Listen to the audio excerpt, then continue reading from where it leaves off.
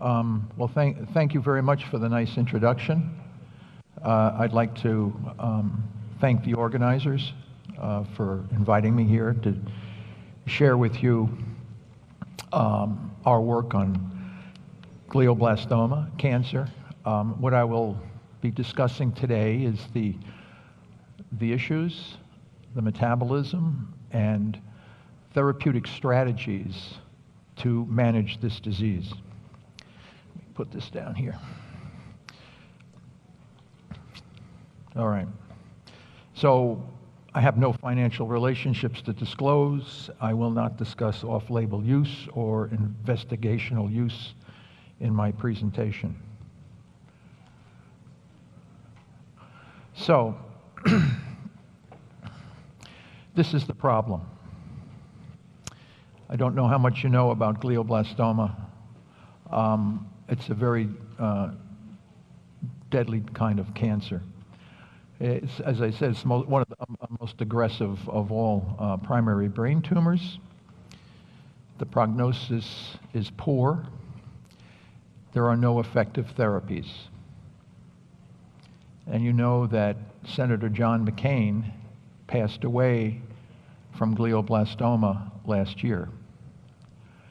Now, in 1926, Bailey and Cushing published the survival of glioblastoma was between 8 and 14 months after diagnosis.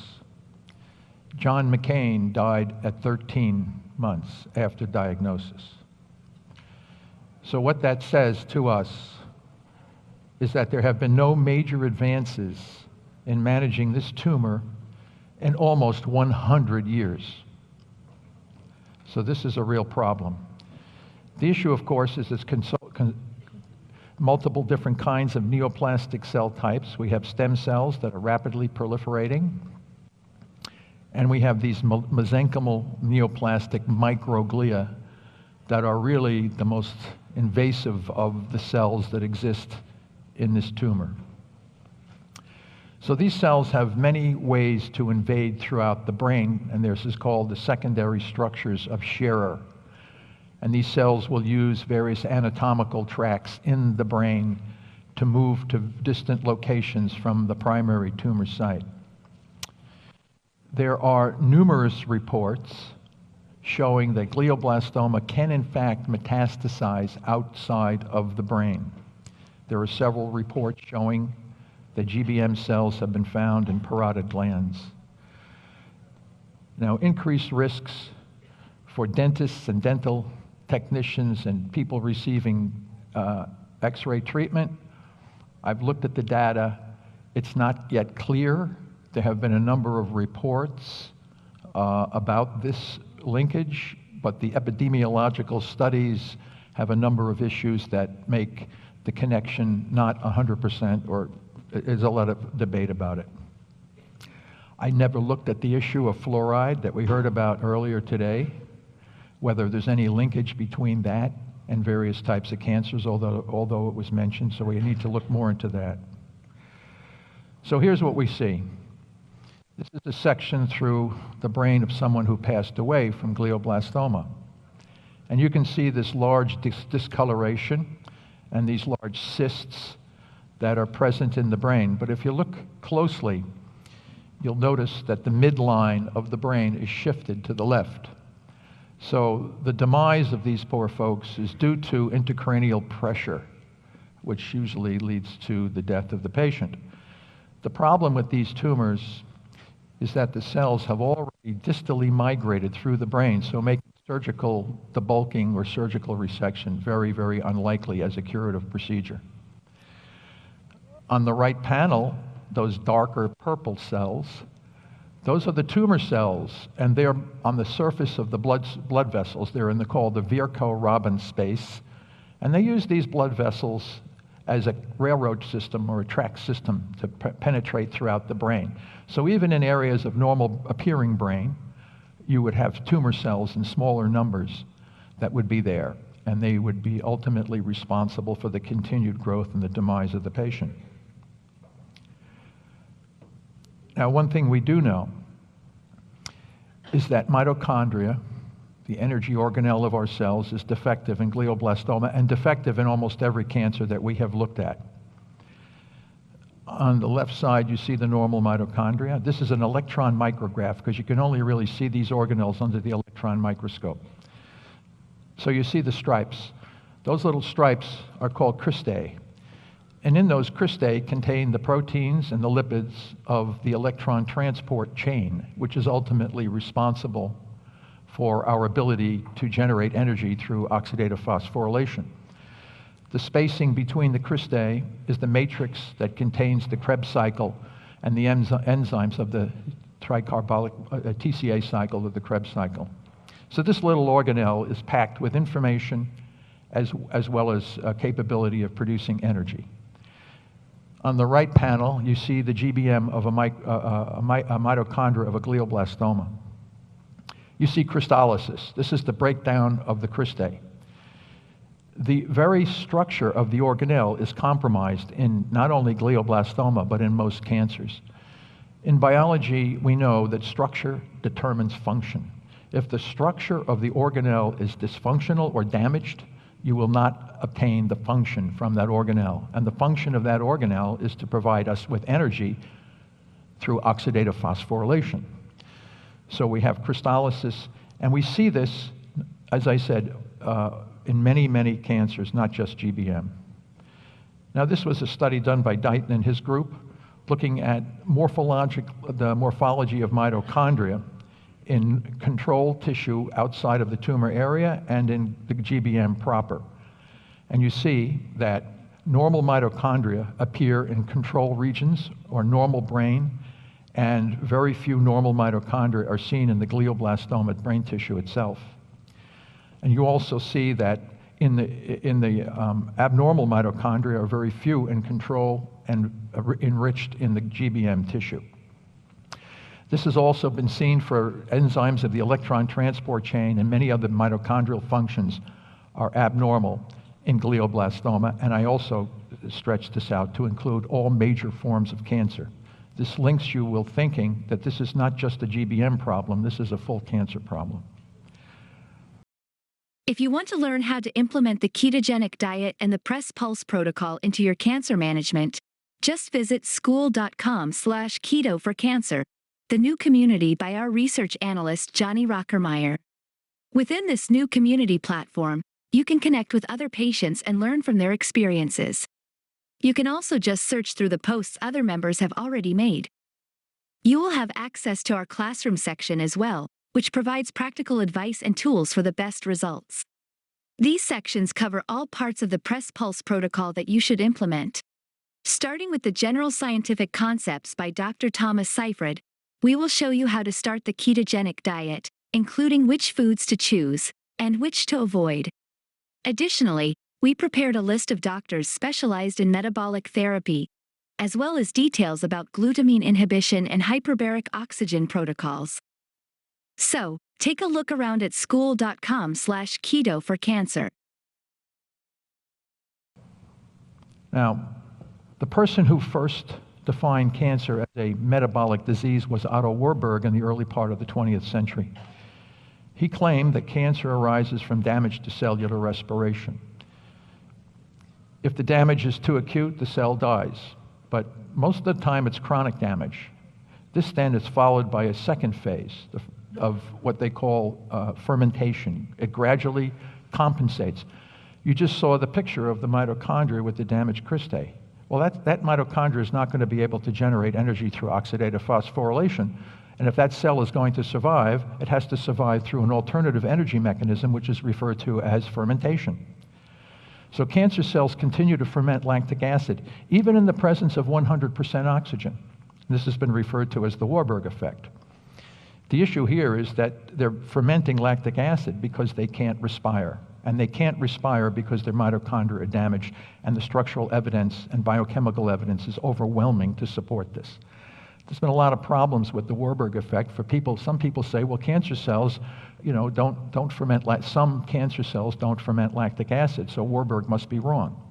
We recently published a major paper showing that cancer cells can also ferment glutamine.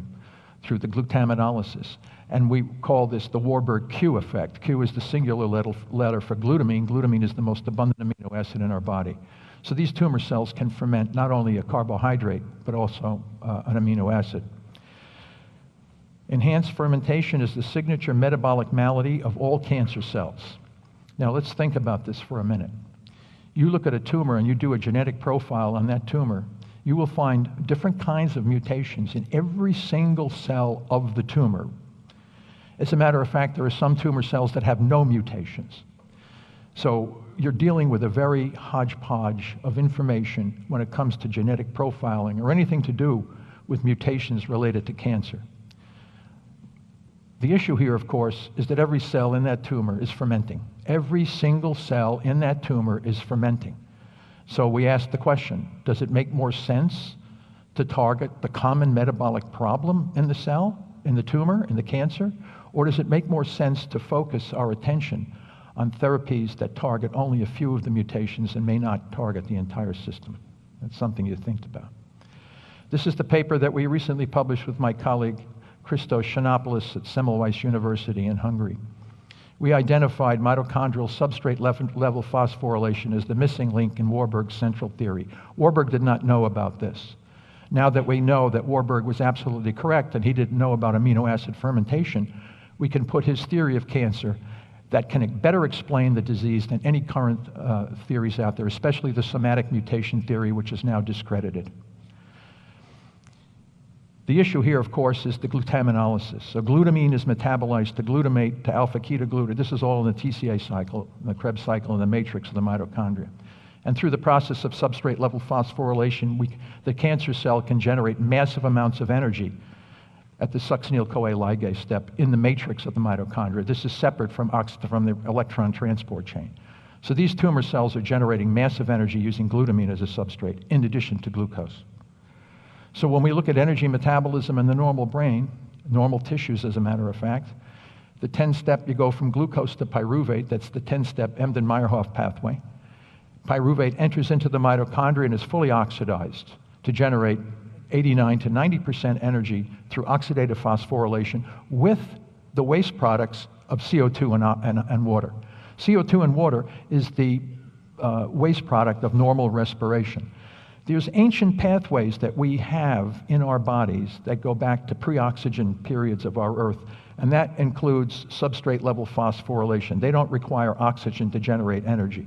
And in normal cells, you get very little energy in the cytoplasm at the pyruvate kinase step, and you get very little energy at substrate-level phosphorylation at the succinate-CoA ligase step, which is both are kind of fermentation metabolism. Now you look at the cancer cell, compared to what I just showed you, and it should be strikingly obvious that these cells are generating energy in a different way. So pyruvate can't go into the mitochondria because I just showed you the structural abnormalities. So it's reduced to lactic acid. Lactic acid then is dumped outside the cell, creating acidification in the microenvironment. You can get some ATP from lactic acid fermentation, but we think the majority of the energy is coming out of the mitochondria through the glutaminolysis with succinate as a waste product. So between the two substrate-level phosphorylation pathways, these cells are alive because they're fermenting glucose and glutamine.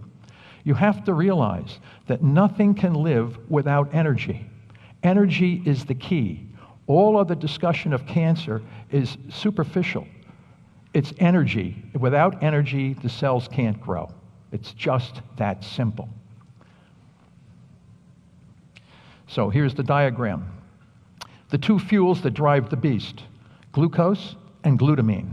We know this. There are hundreds of publications in the scientific literature documenting this. Glucose is metabolized to glucose 6-phosphate.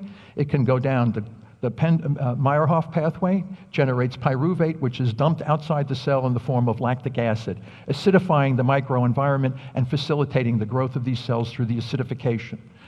The pentose phosphate pathway, PPP, will generate the metabolites needed for DNA and RNA synthesis at the same time producing glutathione, a powerful antioxidant, making cancer cells resistant to chemo and radiation therapy. Glutamine is pouring into the cell through glutamine transporters The amide nitrogen is used for the synthesis of DNA and RNA, as well as for facilitating the glutathione. The glutamate goes into the mitochondria, and the glutaminolysis generates massive energy through substrate-level phosphorylation and dumping succinate outside the cell. So these are the two fuels. They are there, and they are abundant in the tumor cell microenvironment. There are no other fuels in the microenvironment that can replace glucose and glutamine. It's also important to mention that tumor cells can't use fatty acids or ketones because you need a good respiration system to get energy from fatty acids and ketones. So these things you might hear about, tumor cells can use ketone bodies and fatty acids, nonsense. They can't use them. But fatty acids can stimulate the increase of glucose and glutamine, giving the false impression that fatty acids may drive fatty acids are facilitating the use of glucose and glutamine. So if most cancer cells obtain energy through fermentation, what are we going to do to try to manage the disease? Well, one strategy is reduce fermentable fuels. Without the fermentable fuels, the tumor cells can't grow. It's just that simple. They can't grow without energy. So why don't we target fermentable fuels? How do you do that? Well, there are a number of different strategies that will do that. Calorie restriction, therapeutic ketosis, restricted ketogenic diets, these kinds of things. They lower blood sugars. They maintain minerals and nutrients. They elevate ketone bodies, which are non-fermentable. So the key to managing this disease is you target their fermentable fuels while transitioning the whole body over to a fuel that the tumor cells can't use, but all the normal cells can use. So they can use ketone bodies. You just have to get the ketones up, but you got to lower the glucose to get the ketones up. This also enhances mitochondrial biogenesis and oxidative phosphorylation. Yes, you can achieve this with water-only therapeutic fasting. It's a little bit more difficult, but it's workable. So the strategy then is you take and you lower your blood sugar. You lower your blood sugar and elevate the ketone bodies. What this does then is puts a damper on the rate of those tumor cells to grow. They can't grow fast without fermentable fuels. And at the same time, you reduce the inflammation in the microenvironment, making the whole system much less aggressive. So the key is you lower the sugar and you elevate the ketones, and you put this tumor into a much less aggressive state.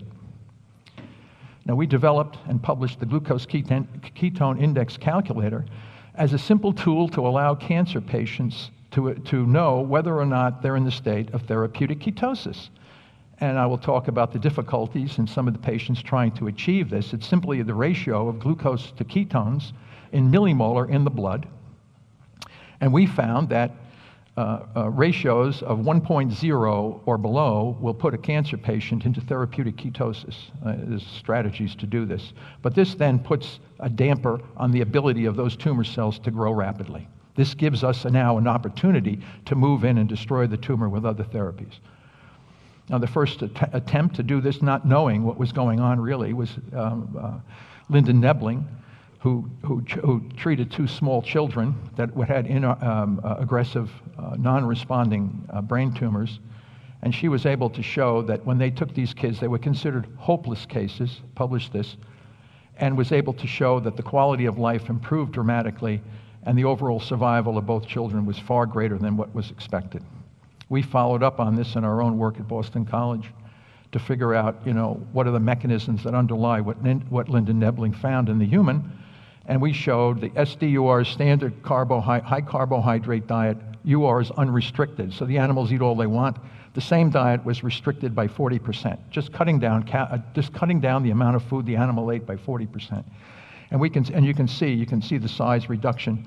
The size of the tumor was massively reduced, anywhere from 65 to 85%. What is the mechanism that's responsible for this? How is it possible that you could have this kind of a response simply by cutting the calories down? So we did a linear regression analysis looking at the relationship between blood ketone levels and blood glucose levels in the blood of these animals under different dietary conditions. So each square is a mouse under a different dietary condition. You see on the left, as blood sugar goes down, beta-hydroxybutyrate, the major circulating ketone body in the blood, goes up. This is an evolutionarily conserved adaptation to food restriction. It happens even greater in humans than it does in the mice. On the right, you can see as blood sugar goes down, the size of the tumor goes down. The higher the circulating blood sugar, the faster the tumor grows. The lower the circulating blood sugar, the slower the tumor grows. This has now been validated in numerous human cancers: breast cancer, colon cancer, brain cancer. Hyperglycemia will stimulate tumor growth. So if people would like their tumors to grow as fast as they can possibly get them, they should make sure they get their blood sugar as high as they possibly can. It sounds absurd, but if you go to the oncology clinics, you will often see cancer patients with soda, Coke, and ice cream and candy. It appears that those individuals are unaware of the massive data linking blood sugar to tumor growth. We identified the molecular mechanisms by which this works. So restricting glucose in the blood is powerfully anti-angiogenic as long as the ketone bodies are up. It's powerfully anti-inflammatory. It's unbelievable how powerful reducing the inflammation in the microenvironment. And that's a key for spreading tumor cells, is reducing inflammation. And it kills some of the tumor cells by an apoptotic or programmed cell death mechanism. So we looked at, there's no known drug in the cancer industry that is as powerful as doing this. What I'd like to share with you now are the results in using the STOOP protocol, which is the standard protocol for treating glioblastoma everywhere in the world. In every known country that I have been to and visited, this STOOP protocol is the standard of care for glioblastoma, involving surgical debulking, followed by radiotherapy, or concomitantly with TMZ, temozolomide, a toxic alkylating agent. And corticosteroids are often prescribed, but that's not part of what we call the standard of care. But if you look at the data, survival data from this diagram, from this figure, you see that every one of the patients in the study that received radiation died. There was no survivors.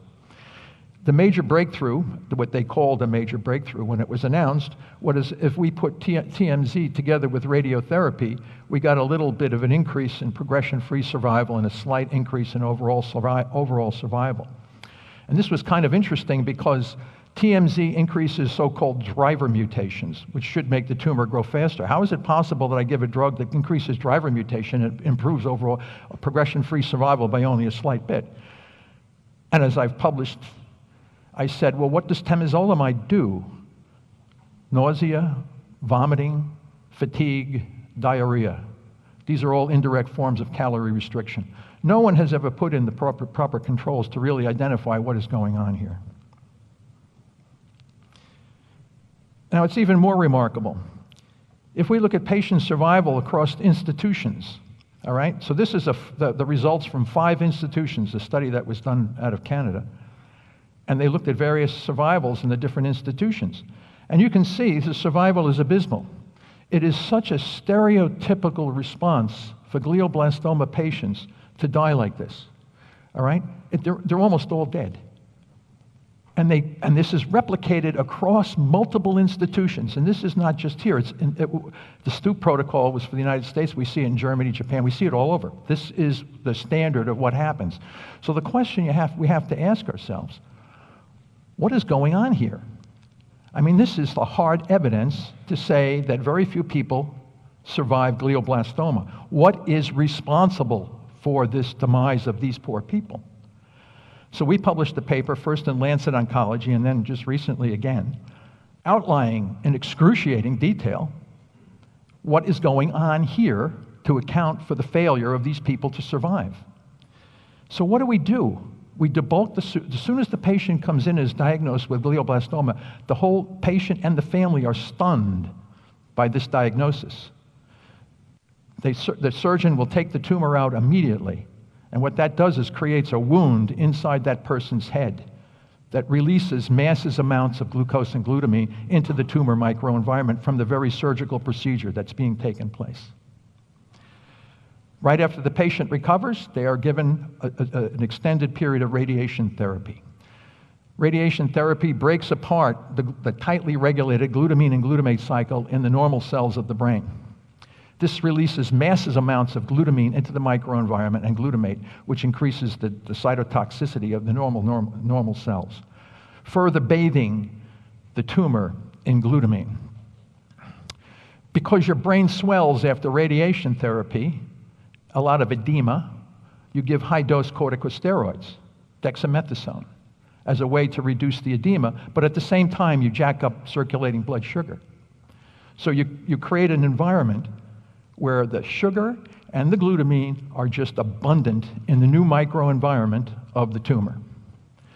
This can account, in large part, for why few, if any, of these people survive. You have created, by the very treatments of these people, the environment responsible for their demise. Now, how do you think that went over in the field? Silence. Dead silence. These cells are infected with human cytomegalovirus, which acts as a supercharger for bringing glucose and glutamine into the tumor cells. It's unbelievable.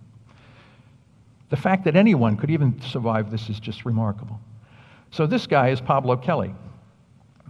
Now, Pablo contacted me back in 2014.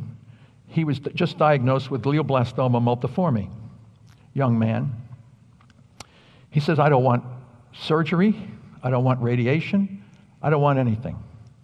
He asked me what I should. I said, well, hey, listen, I'm not a physician, but I said you might want to check out ketogenic metabolic therapy, which is a way to lower blood sugar and elevate ketones.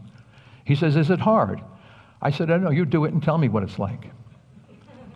So he went off and did it, and they said, well, Pablo, you're going to be dead in about a year if that, because you just rejected everything. And they said you have an inoperable glioblastoma, which was diagnosed and validated by histology. There's no way you're going to do any better. So after 2 years, I thought Pablo was a goner. He emailed me. He said, I'm thinking about having my tumor debulked now, because they said it shrunk down. It became operable. Oh. I said, well, you know, you might want to try it. So after 2 years of just metabolic therapy, he has this tumor taken out, and he seems to be doing pretty well. As of this month, Pablo is now a 5-year survivor. Okay? Now, people say, well, he's an anecdote. But he's not an anecdote, because Andrew Scarborough, Alison Gannett, we have a number of people.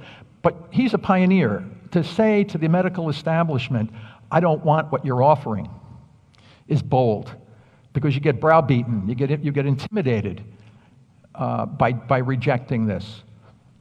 We have published and shown exactly what's going on and why those therapies are doing what they do. Now we want to go on and look and see how we can manage this disease better. And in order to do that, you have to have a tool. And we developed the singular best model for glioblastoma, a spontaneous tumor arising in the mouse that we characterize as having all of the characteristics seen in human glioblastoma, replicates everything. Most of the models that we have for treating glioblastoma are xenografts, patient-derived xenografts. These things don't represent the real world. We also genetically engineered the cells so they can be bioluminescent. So when we do treat these animals, we can then ask what, in fact, we're doing to the tumor. Are we effective or not effective? Now, this is one of our first studies, and it's very interesting. The tumor on the left are the animals that ate, you can see the dark purple cells, those are the tumor cells. And the hippocampus is a part of the brain. So a standard high carbohydrate diet, these tumor cells grew and invaded from one side of the brain to the other side of the brain very rapidly. Then we put the mice on very strict calorie restriction and restricted ketogenic diets, and we noticed, just by looking at the histology of the mouse's brain, we got a sharper demarcation of the tumor. The invasion wasn't nearly as prominent as the mice that ate all the high carbohydrate food. But we said, well, we pounded these mice with these diets and restrictions, but we weren't able to eliminate the tumor. Humans do much better than the mice. It's much harder to cure cancer in mouse than it is in human, and despite what you might have heard from other people. We said, what is going on here? So we knew glutamine was the other wild card, so we said, what about if we try to target the glutamine and see what happens? So we chose this drug, 6-diazo-5-oxo-L-norleucine, which is DON. It's an old drug from the literature. They used it on cancer patients years ago, but they never targeted glucose when they used the DON, and they only got partial effects. So we decided to combine DON with calorie-restricted ketogenic diets as a 1-2 punch to see whether or not we could manage the tumor. So this then removes the metabolites that would be needed to grow the tumor. We just published this paper, just came out in the Nature Journal Communications Biology, for those of you who like to read the details. It's an international group of folks from Boston College, Harvard, and Semmelweis, we had Gabriel from Venezuela. We had a whole group of people on here to look at this. So what we did is we combined calorie-restricted ketogenic diet to target the glucose, and we used a DON to target glutamine. So here's the strategy. It's very simple. You know the glucose is driving the tumor through the lactic acid fermentation and the pentose phosphate pathway. And you know glutamine is producing the metabolites needed for DNA and RNA synthesis and for the energy driving the beast. So the strategy is you use the diet to target the glucose and you use the DON to target the glutamine, because there's no other fuels that these tumor cells can use. They are all screwed up. They have to ferment, and these are the two fermentable fuels available. So here's the experimental design. We put the tumors into the mouse's brain at day 0, and then at 3 days let them grow really big, and then we put them on a fast, and then we reintroduce the high-carb diet or the ketogenic diet restricted. And then a couple of days later, we pulse 6, 8, we pulse the DON, because listen, glutamine is a key metabolite for our immune system, our gut, and the urea cycle. You can't be too aggressive when you're targeting glutamine. You have to do this strategically. So the animals are on a press of glucose and a pulse of glutamine. We terminate the experiment at 15 days because the guys eating the high carbohydrate diet are starting to become moribund. So we have to stop the study, and then we have to examine all of the subjects. We take the brain out of the mouse and we put it in a dish, and we do ex vivo bioluminescence imaging on the mouse's brain with the tumor. The blue light and the yellow and the red indicates how many living tumor cells are in this animal's brain. So you can see on the high carbohydrate SDUR, you get a lot of light. Yeah, you still get light on the ketogenic diet restricted. Wow, I told you that. It's not able to completely kill these tumor cells. But when you put the glutamine inhibitor in with the glucose targeting diet, you get no light. Indicative, suggestive that there's no living tumor cells left in the brains of these mice. Here are the data from the paper. The ketogenic diet restricted, I said you still have light. Of course, the light is less than the standard diet, but it's still there. And we only had one mouse, number 12, that had somewhat of a little, everything else is background. So there's only one mouse out of the treatment group that had a slight amount of light. And on the right, you can see the whole bar statistics on how we analyzed the data. Highly significant reduction in bioluminescence in the brains when you target glucose and glutamine. And this, of course, the gold standard is what's going on. You have to use histology. So a high carbohydrate diet, SDUR, these cells can't grow any faster. They're stumbling over. The mitotic figures are on top of each other. The ketogenic diet restricted, you can see the white part of the brain. The cells are not invading as rapidly as they are when they're under high carbohydrate diets. You can see the white part, the white region, that's the normal region of the brain. So you can see the blue is on the left, the white, but on the other one you can see them invading big time. Then when you take ketogenic diet restricted with DON, you're targeting glucose and glutamine simultaneously, you get massive cell death, necrotic death. It looks like a battlefield. So this validates the fact that we don't see bioluminescence because the cells are dead. The cells are dead. We're seeing it right here on the histology. Then we looked at the other tumor, the very aggressive stem cell tumor, because I told you at the beginning of this lecture, the GBM contains rapidly growing stem cells and these highly invasive mesenchymal cells. You have two different kinds of cells. The field is all torn between, this and that. You can kill them both. They all need glucose and glutamine. It doesn't make any difference. They're all vulnerable to the same approach. And this shows us that we killed them by mitotic catastrophe, which is a different kind of death than necrotic death. So personally, I don't care. I don't care how the tumor cells are dying. And I don't think the patient cares either. They just want to know, can you kill my tumor cell without killing me? So here's the survival. So you can see the blue is the high-carb diet. The green line is the ketogenic diet by itself. The red line is the drug by itself.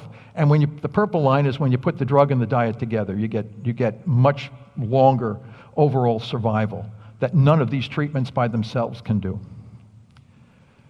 One of the most fascinating things we found from this study was that when you administer the DON drug in the presence of the restricted ketogenic diet, we were able to deliver 2 to 3 times more drug on target because we administered the drug together with the ketogenic diet.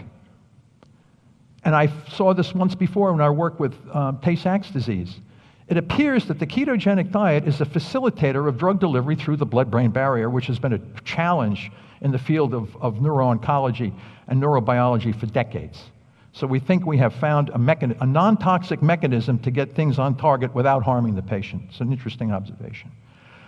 Now, based on all of our research over the years, I teamed up with some physicians, and we put together, with Dom D'Agostino, myself, George Yu, and Joe Maroon, we put together a strategy which we think we can manage the majority of cancers, non-toxically. It's called Press Pulse. It comes from the concepts of paleobiology. I don't have time to talk about all that. What we do is we use a press therapy. You got to get the growth of this tumor under control before you start doing anything. And the best way to do that is you pull the plug on their glucose and you reduce the inflammation in the microenvironment. You slow the beast down. You can use ketone supplements. You need stress management. People with cancer, and GBM especially, are freaked out. That means their cortisol levels are high, their blood sugars are high because they have an impending doom. We use exercise therapy, yoga, all kinds of different things to reduce blood sugar, and we can measure that. Then we go after, with pulse therapies, we start targeting glucose specifically, glutamine specifically, and hyperbaric oxygen. You see, once you remove the glucose and glutamine, the cells become vulnerable to death by oxidative stress. Now, the most common way to kill tumor cells by oxidative stress is radiation therapy.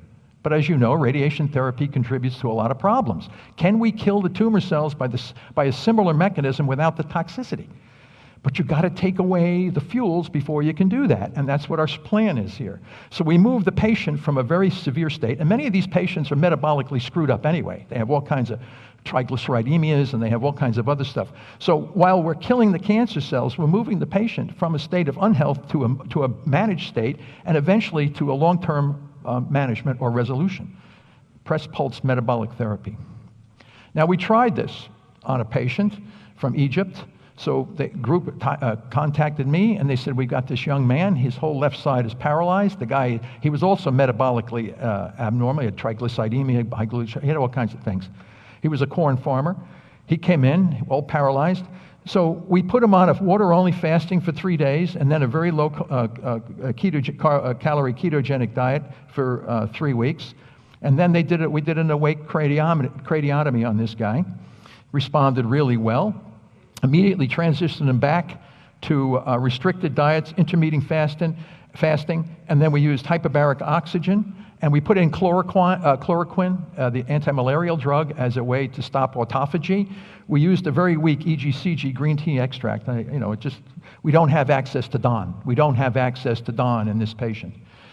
Then we said, the guy's doing really well. He's arm wrestling, it's amazing. Now we have to irradiate him. So I said to my physician colleagues there, why are we doing this? The guy is doing so well. No, we have to do it. It's part of the standard of care.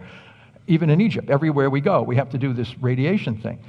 So, we had no choice. So they took this guy and they irradiated him. But we also kept him on low carbohydrate diets. We had him hyperbaric oxygen, even though he took temozolomide and even though he had this radiation treatment.